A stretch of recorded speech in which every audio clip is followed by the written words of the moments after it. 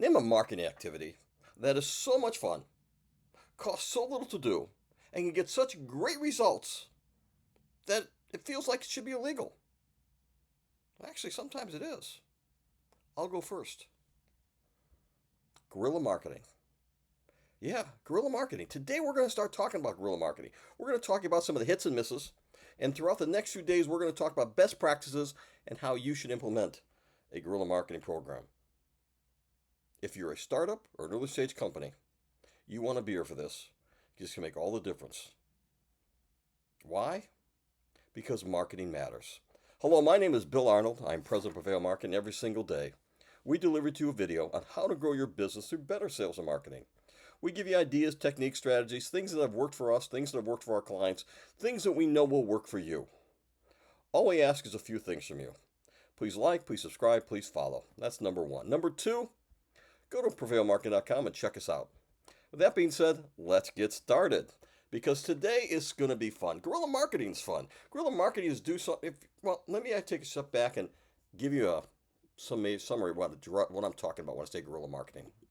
The problem with giving you a definition, guerrilla marketing can be so many different things. We're going to talk about a few of them, but it's basically focused on unconventional, low cost, high impact, shock, doing something that's so unusual, so different that it catches everybody's attention and makes you sit up and notice. That's guerrilla marketing. And guerrilla marketing has been around for a long time, but the modern guerrilla marketing took place probably about 1985, 1984, somewhere around there. And it's like many things that were before the digital age. It was powerful, it was good, it was effective.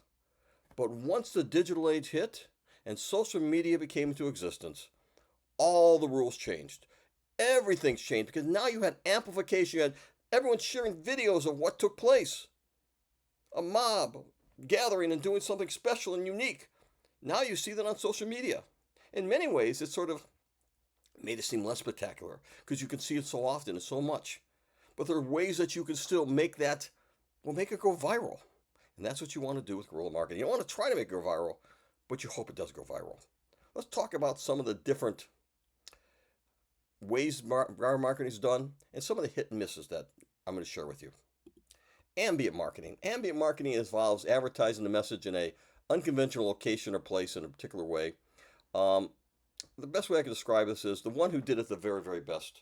I mean, my hat's off to them. They are masters of marketing, masters of doing things such as guerrilla marketing. They are the undisputed leaders in many respects is Red Bull.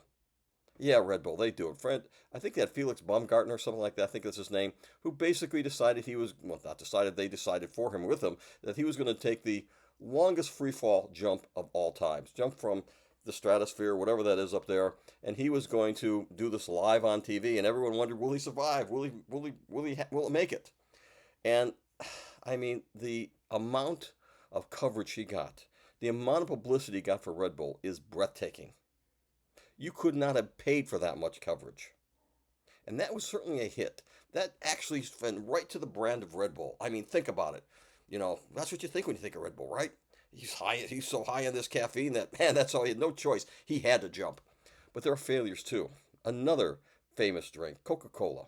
Coca-Cola, back, I don't know, a number of years ago, when the Final Four basketball tournament was in New Orleans, decided they were going to hire an agency to do some guerrilla marketing for them.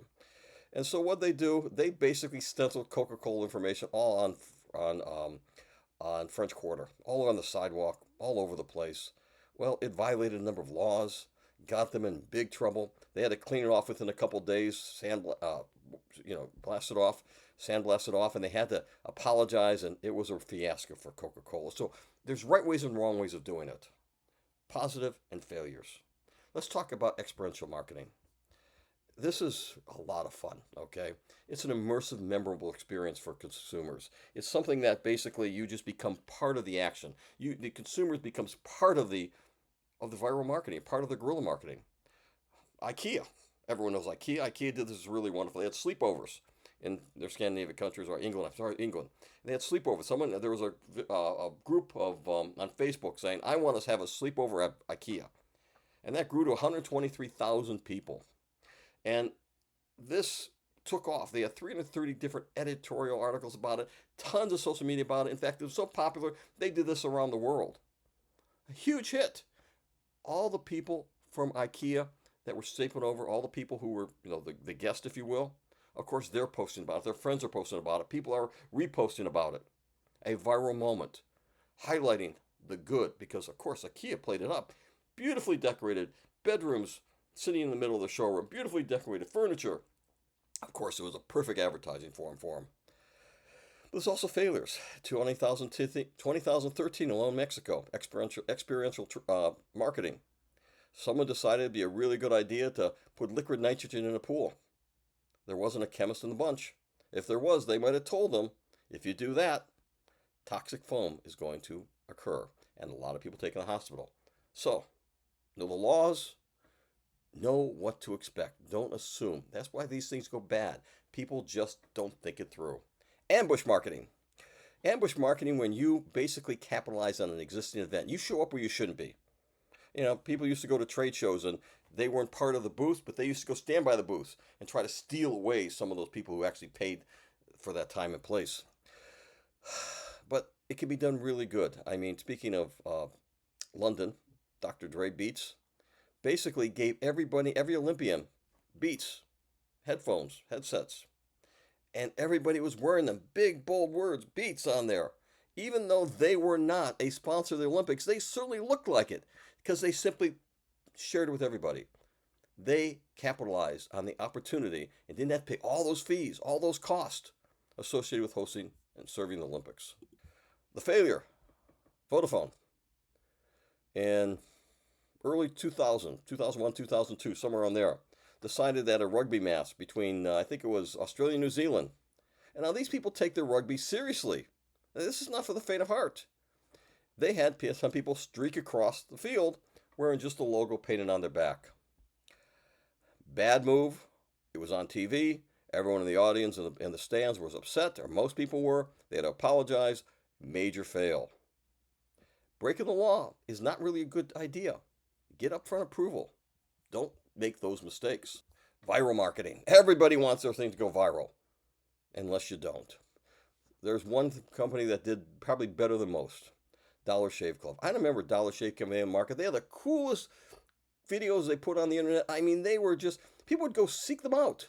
I think the first time they did this, it was like $4,500 for the first video. Within a couple of days, 3,000 people had seen it. By the end of maybe a year, 3 million people, excuse me, not 3,000, 3 million. 27 million did it after about a year.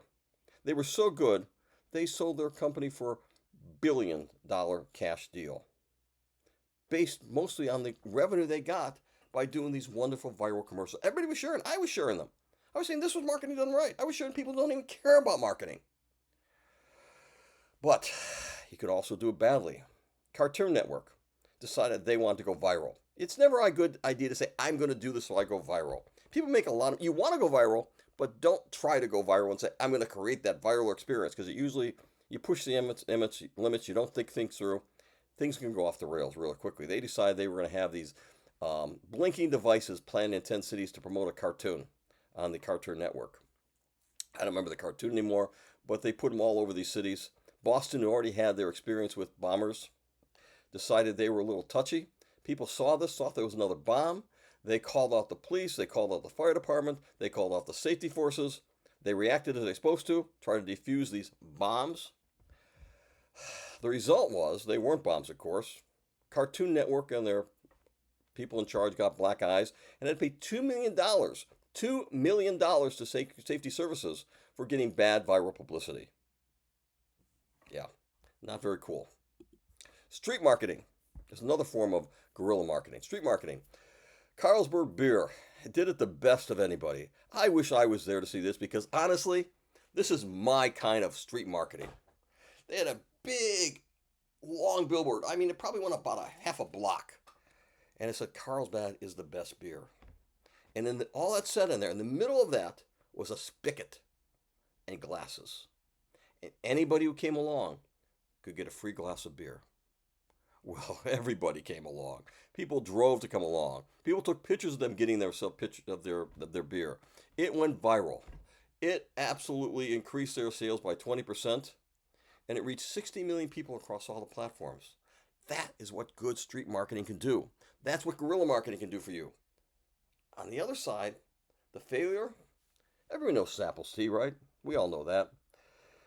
They got some inspiration, I think, from this because in 2005 they decided they were going to make the world largest Snapple popsicle. What could go wrong? So they had, and I'm talking the world largest, I'm not talking about 2, 3 feet. Not even 10 feet. Not even 15. A 25-foot tall, 17.5 ton popsicle. Wow, right in the middle of New York City. The problem, it was in June. A lot of asphalt, a lot of sun, a lot of heat. What happens when you put heat with a popsicle?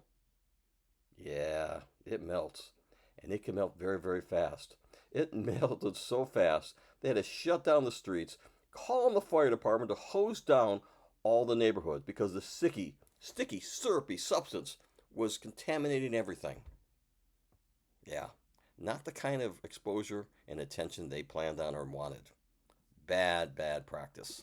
Guerrilla advertising. Creative, unconventional advertising, attention grabbing, things that are unusual. Now, the first I'm going to mention to you will not sound unusual, will not sound different. You're going to say, but it's norm. But it wasn't then. It was totally unique. You put up billboards, you saw call, buy this, whatever. Not just 3 words. What 3 words? As soon as I say this, you're going to know this company. Just do it. Of course, Nike. Yeah. Billboards saying just that. That was unheard of. What's that about? Oh my God, who put that up? And that became viral. That messaging was seen eventually on everything, and now it's so commonplace, we think nothing of it. And we don't even think that's viral, that's any guerrilla advertising anymore, because that's just, we know it. That's the power of doing it right. The power of doing it wrong, or the problem of doing it wrong, is Sony. We all know Sony. They wanted to have an unconventional way to advertise their portable PlayStation, PSP. So they hired a bunch of graffiti artists in major cities to post graphics on buildings. Now, they got, in their fairness, they got the permission of the people who own the building, so they did that part right. But there are still a lot of city ordinances that weren't complied with. They got that wrong. They were forced, every of these stations, these cities, saw them as active vandalism, made them pay fines, made them remove it, gave them a black eye. It was bad. One final technique I'm going to share with you, then we're going to talk about why all this matters. Stealth marketing. Stealth marketing is placing your promotional item somewhere where it just seems like it's happenstance. Part of the norm, part of the everyday, mostly in TV and on films. You see this, product placement. You know it, that's stealth marketing. And one of the companies that did very well was Audi. Audi R8, all 3 Iron Man movies, they had their vehicle, state of the art. It was cool. Of course, who drove it? Tony Stark, Robert Downey Jr. That was his MO. He had the cool stuff. He was a tech-savvy billionaire. Of course, he was going to be driving that. And of course, that made them look even cooler. Yeah, Marvel, you did it right. Send one to me, I'll make it look cool too. All right, promise. Doesn't have to be an R8. Any Audi would do. I don't care. I used to have Audis. Loved them. One of the best cars I've ever owned. I don't get any of that money for that, unfortunately. The failure. Now the failure. Oh, you gotta love this failure. Product placement gone absolutely, positively wrong. Now, Apple. I have a rule that bad guys can't use Apple phones because they don't want bad product placement. If only Samsung would have thought the same way. Now, there was a little movie franchise, you may have heard of it, Jurassic Park and all their franchises. Yeah. Well, Samsung wanted to capitalize. They wanted to be part of this. They knew that this was money in the bank because people would go there, they see the Samsung phone, Samsung security items, and they would absolutely get lots of exposure, lots of brand awareness, lots of success, lots of sales. Or not. Mostly not in this case, because what happened? In the movie, people were talking on a Samsung phone, trying to save their lives, and it quit working. And they died. Not a good look. Not very good product placement. Somebody didn't put in enough clauses in that contract to protect the brand image. Oh, and their security system? Same thing. It allowed monstrous dinosaurs to escape. I'm not sure any security system would keep monstrous dinosaurs intact, but after the phone failure, not a good look. Think someone might have lost their job on that.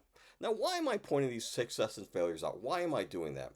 Because there's a lots of benefits to doing guerrilla marketing. You just need it to do the right way. There's a lot of boxes you need to check, a lot of things you need to consider. And if you do it right, and I've done them, and I've had great success doing them. I've had fun doing them. I mean, outside of growth hacking, the most fun I've ever done is guerrilla marketing. Yeah. So over the next 2 days, we're going to share with you the benefits, proof it works, best practices, how to get it right so you don't have these failures. You only have the successes. And I'm even going to share a couple of personal stories, successes I've had, because they're fun. If this video has been useful to you, ask one thing. Like, subscribe, follow. Oh, two things. Visit us, prevailmarketing.com. The three things. Have a good night.